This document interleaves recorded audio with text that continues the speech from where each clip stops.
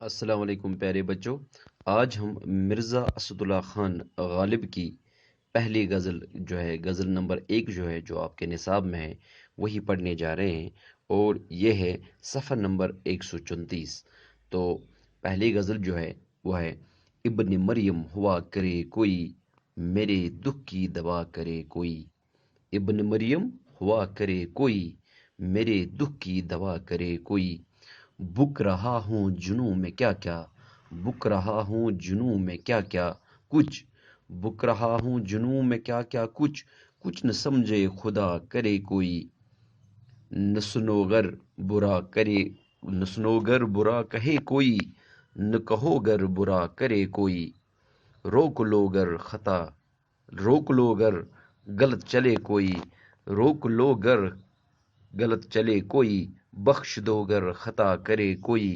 कौन है जो नहीं है हाजतमंद, कौन है जो नहीं है हाजतमंद, किसकी हाजत रवा करे कोई। क्या किया खजर ने सिकंदर से, क्या किया खजर ने सिकंदर से, अब किसे रहनुमा करे कोई। जब तवक्का ही उठ गई गालिब, जब तवक्का ही उठ गई गालिब, क्यों किसी का गिला करे कोई। हाँ, तो ये है गज़ल नंबर 1। तो गज़ल नंबर 1 जो है ये मिर्ज़ा गालिब ने ये अशार लिखे हैं। तो इसी की आज हम तशरीह करने जा रहे हैं। तो पहला शेर जो है यह है इब्न मरियम हुआ करे कोई मेरे दुख की दवा करे कोई। यानी शायर जो है पहले शेर में इब्न मरियम, इब्न मरियम हम मरियम के बेटे को कहते हैं। और मरियम का बेटा कौन था? मरियम का बेटा जो था वो था हजरत ईसा अलैहिस्सलाम। तो यहाँ पे इब्न मरियम से मुराद है किसकी जानिब इशारा है? हजरत ईसा अलैहिस्सलाम की जानिब यहाँ पे इशारा है, क्योंकि हजरत ईसा अलैहिस्सलाम जो थे वो लोगों के दुख दर्द और तकलीफ को दूर करते थे। गालिब इस शेर में फरमाते हैं कि किसी को हजरत ईसा अलैहिस्सलाम की तरह दुखों और बीमारियों का इलाज करना आता हो तो ठीक है, लेकिन मैं तो तब मानूं जब वो मेरे मर्ज का इलाज करे। मैं मरीज इश्क मैं मरीज इश्क हूँ, जानता हूँ कि बीमारी इश्क का इलाज ईसा अलैहिस्सलाम के पास भी नहीं है। असल में मैं कोई मरीज ही नहीं, या असल में यह जो मर्ज है ये कोई मर्ज ही नहीं, बल्कि ये क्या होता है? ये एक वहम होता है और वहम का कोई इलाज नहीं होता। तो पहली गज़ल में जो है पहला जो शेर है इब्न मरियम हुआ करे कोई मेरे दुख की दवा करे कोई। तो आपने खुद देखा कि गालिब का इशारा हजरत ईसा अलैहिस्सलाम की तरफ है और कहते हैं कि हजरत ईसा अलैहिस्सलाम के पास तो हर हर दर्द का इलाज है, हर दर्द का इलाज था। लेकिन अगर हजरत ईसा अलैहिस्सलाम भी जो है मुझे इलाज करने के लिए आएंगे तो शायद उसके पास मेरे दर्द का इलाज नहीं हुआ, क्योंकि मैं गमे इश्क में मुब्तला हूँ और ये वो गम है जो वहम होता है और वहम का कोई इलाज नहीं होता। तो बुक रहा हूँ जुनूं में क्या क्या, कुछ न समझे खुदा करे कोई। हाँ, तो पता नहीं मैं क्या क्या कह रहा हूँ जुनून यानी दीवानगी में, यानी मैंने जो कुछ कह दिया है ये मेरी शायद दीवानगी है। तो मुझे इस बात से जो है बिल्कुल भी एतराज नहीं है कि मुझे ये पता नहीं चल रहा है कि मैं क्या क्या कह रहा हूँ। यानी गालिब इस शायर में फरमाते हैं कि मैं जुनून इश्क में हूँ, बुक रहा हूँ जुनून में क्या क्या कुछ, तो मैं जुनून इश्क में हूँ, न जाने क्या क्या कह रहा हूँ। ये बातें लोगों की फहम से बालातर है। यानी ये जो बातें हैं मैं जो कह रहा हूँ शायद ये लोगों की समझ में ये बातें नहीं आई, ये उनकी अक्ल से बालातर हैं। गोया मैं जुनून में ऐसे अशार लिख रहा हूँ, वो बातें बयान कर रहा हूँ जो लोगों के समझ में नहीं आ रही है। शायर दुआगू है कि इन बातों की तह तक कोई न पहुंचे और मेरी मुदा कोई न समझे। यानी शायर ये कह रहा है कि कुछ न समझे खुदा करे कोई, यानी कि इन बातों की गहराई तक कोई न पहुंचे और अल्लाह करे कि मेरी इन बातों को कोई भी न समझे कि मैं क्या कहने जा रहा हूँ। न सुनो गर बुरा कहे कोई, न कहो गर बुरा करे कोई। हाँ, تو تیسرا جو شعر ہے غالب اس میں نصیحت کے طور پر فرماتے ہیں کہ اگر تمہیں کوئی برا کہے تو بات کو سن کر خاموش ہو جاؤ، یعنی واپس آپ کچھ نہ کہنا اگر آپ کو کوئی برا کہے، نہ کہو گر برا کرے کوئی، ہاں یعنی اس کی بات کو انسنی کر دو۔ اسی طرح سے اگر کوئی تمہارے ساتھ برا سلوک کرے، تمہارے ساتھ غلط رویے کے ساتھ پیش آئے، تو اس کا ذکر بھی کسی سے نہ کرو، یعنی ہر حال میں صبر سے کام لو، یعنی برا کبھی برا بھی نہ سننا اور کبھی برا بھی نہ کرنا۔ اگر تمہارے ساتھ کوئی برا کرے یا برا کہے، اگر کوئی برا کہے تو واپس کچھ نہ کہنا، صبر سے کام لینا۔ اگر کوئی تمہارے ساتھ غلط رویے سے یا برائی کے ساتھ پیش آتا ہے تو آپ اس کو بھی بالکل انسنی کر دینا، آپ اس پہ بھی جو ہے واپس بدلہ لینے کی کوشش نہیں کرنا، بلکہ صبر و تحمل سے کام لینا۔ روک لو گر غلط چلے کوئی، روک لو گر غلط چلے کوئی، بخش دو گر خطا کرے کوئی۔ ہاں اگر آپ کی پہنچ میں ہے، آپ کے کنٹرول میں ہے تو غلط چلنے والے کو روک لو، اگر آپ کی طاقت میں ہے تو آپ اس کو روک سکتے ہو، بخش دو گر خطا کرے کوئی۔ اب اگر کسی نے کوئی جو ہے خطا کی ہے تو وہ بھی خطا جو ہے وہ تو اس سے ہو ہی گئی ہے، لیکن آپ کا مزاج ایسا ہونا چاہیے کہ آپ بخش دینے والے ہونے چاہیے، آپ معاف کرنے والے ہونے چاہیے، یعنی آپ کا مزاج معاف کرنے والا بننا چاہیے۔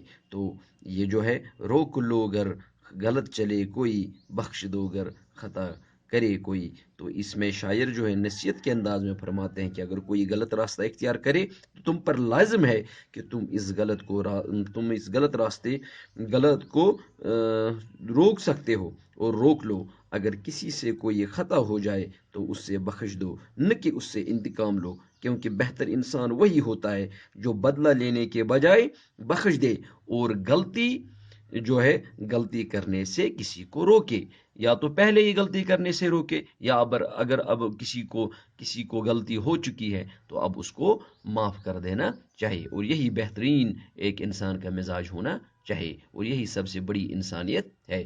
کون ہے جو نہیں ہے حاجت مند، کس کی حاجت روا کرے کوئی۔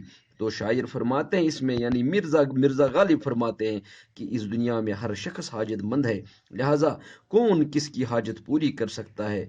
تو غالب کہنا چاہتے ہیں کہ اگر ہر انسان یہاں حاجت مند اور بے بس ہے تو اگر کبھی کوئی تمہاری کوئی حاجت پوری نہ کرے تو اس کی شکایت نہ کرو، کیونکہ ہر ایک کی اپنی اپنی مجبوریاں ہوتی ہے۔ یعنی اس دنیا میں جب انسان وجود میں آیا تو وہ جو ہے ہمیشہ ہی حاجت مند رہتا ہے، کوئی نہ کوئی پریشانی یا کوئی نہ کوئی غم یا کوئی نہ کوئی چیز، کسی نہ کسی چیز کی اس انسان کو ہمیشہ کمی رہتی ہے۔ تو اس دنیا میں ہر کوئی حاجت مند ہے، اگر آپ کسی سے حاجت روائی کے طلبگار ہو تو وہ آپ کی حاجت روا نہ کرے تو اس کی جو ہے وہ جو آپ کو اس کو معاف ہی کر دینا چاہیے، آپ کو اس کو دل پہ نہیں لینا چاہیے، کیونکہ اس دنیا میں ہر کوئی جو ہے وہ حاجت مند ہے، اس کو بھی کوئی مجبوری ایسی پڑ چکی ہوگی کہ شاید اس وجہ سے اس نے آپ کی حاجت جو ہے وہ آپ کی حاجت پوری نہ کر سکا۔ تو اس دنیا میں ہر کوئی انسان جو ہے وہ حاجت مند ہے، تو حاجت مند اور بے بس تو ہر کوئی انسان اس دنیا میں ہے، اور اگر کبھی کوئی تمہاری کوئی حاجت پوری نہ کرے تو اس کی شکایت نہ کرو، کیونکہ ہر ایک کی اپنی اپنی مجبوریاں ہوتی ہے۔ ہاں کیا کیا خضر نے سکندر سے، اب کسے رہنما کرے کوئی۔ تو یہاں پہ یہ جو شعر ہے، کیا کیا خضر نے سکندر سے، اب کسے رہنما کرے کوئی، تو یہاں پہ جو یہ شعر ہے، اس شعر میں تلمیح کا بیان، سنت تلمیح جو ہے اس کو بیان کیا گیا ہے، یعنی سنت تلمیح وہ سنت ہو گئی کہ جب ایک شاعر کسی مذہبی قصے یا کسی انسان کے قصے یا کسی کہانی کی طرف اپنی شاعری میں جو ہے اپنے شعروں میں جو ہے اشارہ کرتا ہے، تو یہاں پہ حضرت خضر علیہ السلام کی طرف اشارہ ہے، یعنی اس شعر میں سنت تلمیح ہے، اس میں اس उस वाक़ा की तरफ इशारा है जब सिकंदर ज़ुल्करनैन हज़रत खضر अलैहिस्सलाम की रहनुमाई में चश्मे आब हयात पर गया था, मगर वहां जाकर देखा कि जिन लोगों ने पानी पी लिया था वो अगरचे जिंदा थे मगर तवील यानी लंबी उम्र की वजह से इस कदर ज़ईफ यानी कमज़ोर हो गए थे कि बेहस व हरकत पड़े हुए थे। यह देखकर सिकंदर बगैर पानी पिए वहां से चला आया। मतलब ये कि अगर कोई शय तकदीर में न हो तो हजरत खज़र अलैहिस्सलाम की रहनुमाई भी कोई फ़ायदा नहीं दे सकती है। तो यहाँ पे है हजरत खज़र अलैहिस्सलाम और सिकंदर आज़म यानी ज़ुल्करनैन का वो वाक़ा कि जब सिकंदर आज़म जो है इस तलाश में थे कि मैं आब हयात पीऊँ, और आब हयात वो चीज़ होती है जिससे कि इंसान कभी फिर मर नहीं सकता है। तो जब वो वहाँ पे गया तो हज़रत खज़र अलैहिस्सलाम जो थे उन्होंने उनकी रहनुमाई की। तो चूँकि हज़रत खज़र अलैहिस्सलाम के बारे में कहा जाता है कि उन्होंने आब हयात पी है और वो हमेशा ज़िंदा है, तो ये ऐसे कहा जाता है। तो हज़रत खज़र अलैहिस्सलाम जो है उन्होंने जब ज़ुल्करनैन को वहाँ पे लिया तो ज़ुल्करनैन ने उस कुएं की तरफ देखा और बहुत सारे ऐसे अशखास देखे जो बुजुर्गी की हालत में, ज़ईफ़ी की हालत में थे, और उन्होंने वो जो आब हयात थी वो पी थी। लेकिन वो क्या काम कर रहे थे कि वो इतने ज़ईफ़ और कमज़ोर, वो बेहिस होकर बिल्कुल गिरे पड़े हुए थे, लेकिन जो है जान नहीं निकल रही थी। तो इस ऐसी हालात को देखकर सिकंदर आज़म खुद समझ गए कि नहीं, एक इंसान के लिए जो मौत है वो कितनी ज़रूरी है। तो ये भी एक रहबरी और नसीहत थी सिकंदर आज़म के लिए। तो सिकंदर, लेकिन एक बात का ये है कि मतलब देखना यह है कि हज़रत खज़र अलैहिस्सलाम ने सिकंदर को लिया था पानी आब हयात पीने के लिए, और सिकंदर आज़म भी खुद इसके लिए जो थे राज़ी हो चुके थे कि मैं आब हयात पीऊँ, और खज़र अलैहिस्सलाम की रहनुमाई में वो गए थे। लेकिन वहाँ जाकर भी उन्होंने उस पानी को नहीं पिया। तो ये क्या है कि यह एक इंसान की नसीहत है कि तकदीर में अगर कोई चीज़ ना लिखी हो तो वो चीज़ कभी हासिल नहीं होती है। तो यहाँ पे जो है सन्नत तलमिया जो है यहाँ पे वाज़ह किया गया है, यानी एक किस्से की तरफ यहाँ पे जो है शायर ने, मिर्ज़ा असदुल्ला खान गालिब ने यहाँ पे इशारा किया है। तो आखिर में क्या कहते हैं गालिब, जब तवक्का ही उठ गई गालिब, क्यों किसी का गिला करे कोई। आप लोगों को भी ऐसा, या हम सब को ऐसा होता है कि हमें किसी के साथ बहुत बड़ी एक्सपेक्टेशंस होती है, बहुत बड़ी तवक्का होती है, लेकिन अगर किसी के जब वो तवक्का उठ जाती है, जब किसी भी शख्स से या किसी भी फ़र्द से वो तवक्का जो है उठ जाती है, तो फिर इंसान जो है फिर उससे गिला भी नहीं कर सकता है। ठीक है। तो यहाँ पे जो है गालिब फरमाते हैं कि गिला तो तवक्का पर मुबनी है। जब एक इंसान को किसी पे एक्सपेक्टेशंस होती है, तवक्का होती है, तब वो एक इंसान जो है दूसरे इंसान को गिला कर सकता है। लेकिन यानी जब किसी से कोई तवक्का ही नहीं रही, लेकिन जब यही तवक्का अब पहले ही उठ चुकी है कि अब तवक्का ही नहीं रही, एक्सपेक्टेशंस ही नहीं रही उससे, तो अब एक इंसान उससे गिला किस बात का करे। चाहे वो दूसरा इंसान जो है उस इंसान को सताए, या कोई और चीज़, या कोई गलत चीज़ करे, या कोई ऐसा काम, या कोई ऐसी दुश्मनी भी निभाए, लेकिन हमें तो पहले ही उससे तवक्का उठ गई है, अब उससे हम गिला नहीं कर सकते। क्यों? क्योंकि गिला तब किया जाता है जब किसी की तवक्का होती है। तो जब तवक्का ही नहीं रही तो गिला किस बात का। तो इसी तरह से गालिब फरमाते हैं यहाँ पे इस शायर में कि गिला तो तवक्का पर मुबनी है, यानी जब किसी से कोई तवक्का ही नहीं रही तो फिर किस भरोसे पर गिला करें। गिला तो वहाँ किया जाता है जहाँ कोई अपना और बात बनने की उम्मीद हो, और जहाँ पे कोई तवक्का हो। तो अगर नहीं, तवक्का ही नहीं हो तो गिला किस बात का। तो यहाँ पे हम जो है पहली गज़ल जो है इसको कंप्लीट कर चुके हैं। तो अल्लाह ने चाहा तो गज़ल नंबर 2 जो है वो कल हम इंशाअल्लाह पढ़ेंगे। तो आज के लिए इतना ही। खुश रहिए, और खुश रहिए, आबाद रहिए। अल्लाह हाफिज़।